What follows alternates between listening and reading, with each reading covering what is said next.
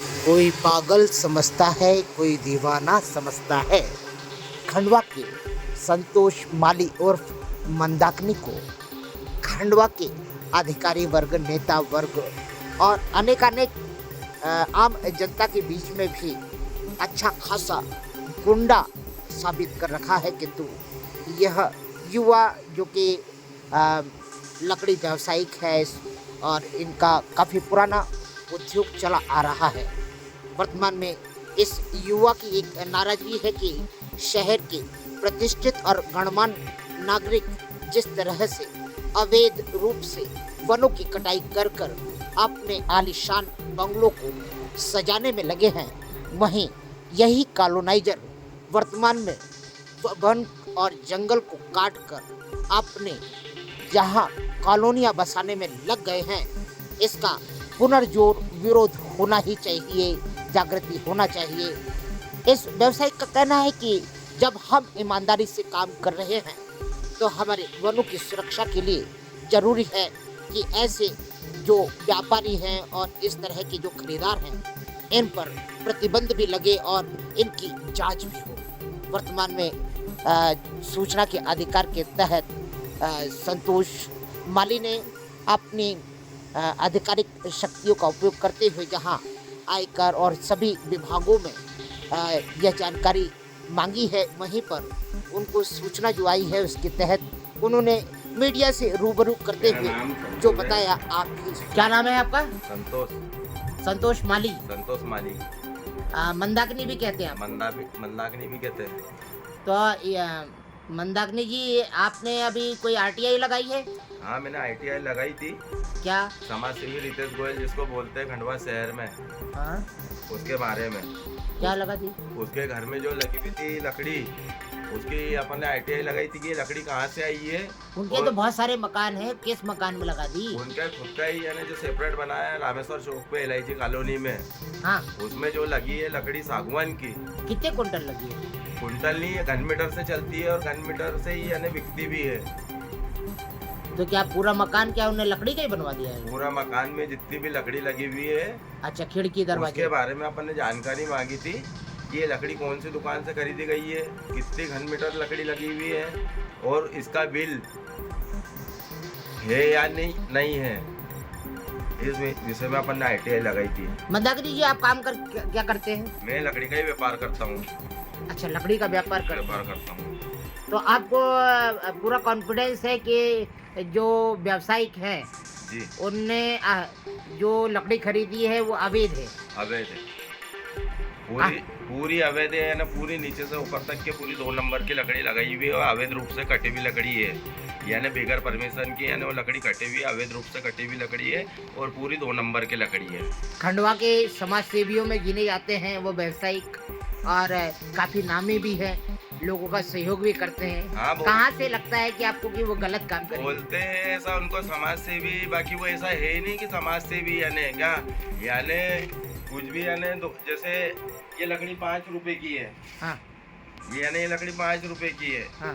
तो ये लकड़ी 1 नंबर में 5 रुपए की है। हाँ। और ये लकड़ी 2 नंबर की है। हाँ। ये 3 रुपए की है। हाँ।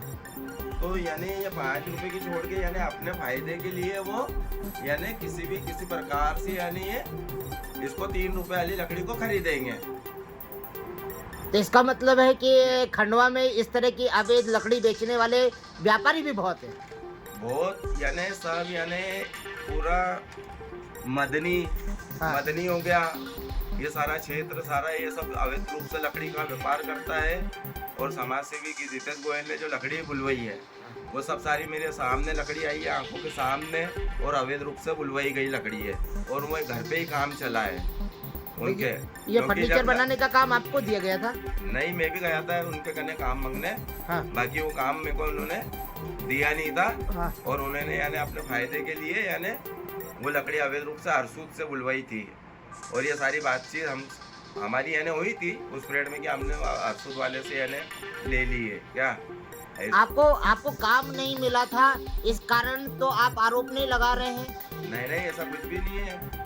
अरे वास्तव ये है कि जो अवैध प्रकार की लकड़ियां मार्केट में आ रही हैं, उसके आप विरोधी हैं। विरोधी है, और जो भी 2 नंबर का और कुछ भी है ना खोटा काम करेगा, उनके साथ हम तो पूरे यानी विरोधी है क्या। अच्छा, अभी तक आपने जो शिकायतें करी हैं उन पर कोई कार्रवाई हुई है आज तक? नहीं, अभी तक के तो कोई कार्रवाई नहीं चल रही है। अभी क्या ये सब यानी सूचना के अधिकार में सब बता चुके हैं, यानी जिनसे यानी जवाब का बोल रहे हैं उनको पहले ऑलरेडी अपन ने सब करवा चुका है अवगत। हाँ। यानी 3 से 4 बार जा चुका हूँ मैं उनके कहने पहले ही, यानी और फिर बड़े अधिकारी को भी दिया मैंने, यानी 4 जिलों के, यानी इनको अधिकारी बोलते हैं सामान्य अधिकारी, CCF बोलते हैं, यानी हाँ इनको भी यानी वो है। और ये अपने को फिर यानी नीचे यानी बोलने का।